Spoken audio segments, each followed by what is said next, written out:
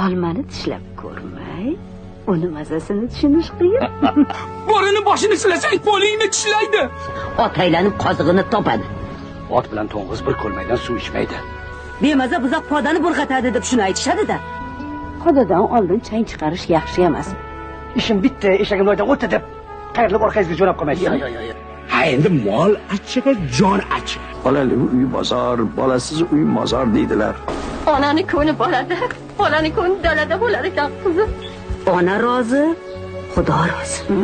Onangni ham otangga bepardoz ko'rsatmadi. Ha, kelinni kelganda ko'rib, sepini yoyganda ko'r deyishadi.